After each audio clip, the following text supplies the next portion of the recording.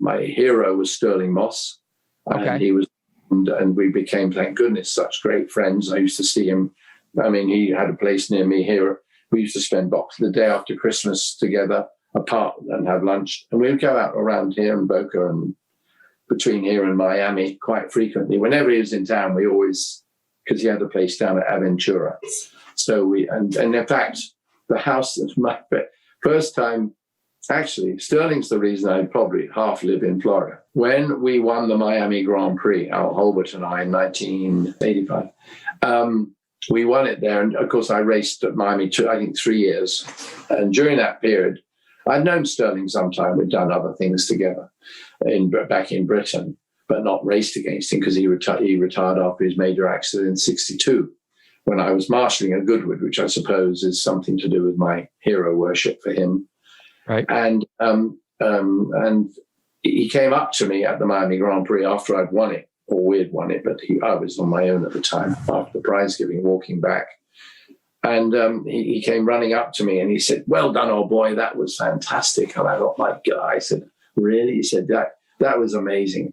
I said, "I can't believe you're saying this to me." I said, "You're my hero." He said, "No," he said, "You are my hero."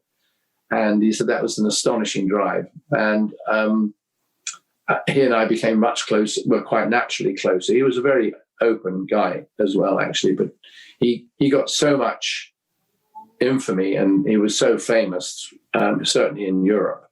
I mean, he was the best known ever racing driver in reality, certainly in Britain anyway, certainly.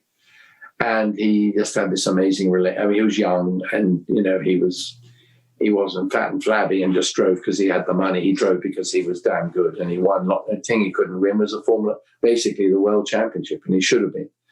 And he and I knew him so well. I mean, I could almost write a book about his and my relationship.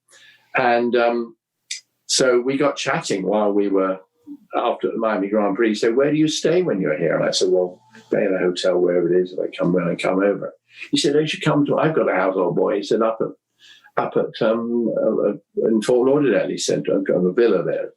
He said, "You should stay there." So I then, he said, "You're more than welcome anytime you like." So the next year I contacted him. I'd seen him anyway during the year.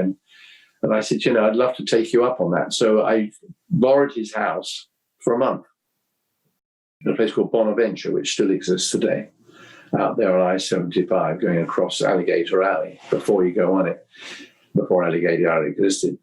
And so he said, "You can have that." So we went and stayed there. And while I was there, of course, I looked around and, of course, found a little villa, or a condo, actually, because it had been so good. I remember by that point, it was now sort of mid to late 80s. And I was in America most of the time then. And so I bought a place out on Bonaventure. I actually stayed in Stirling's place to start with, as I say, and then bought a place. And he was like half a mile away. And we stayed, we were very close and we had a good time to it. I admired him immensely. I'm not talking about our relationship really too much, but, his style, the way he did his racing, he was an amazing man.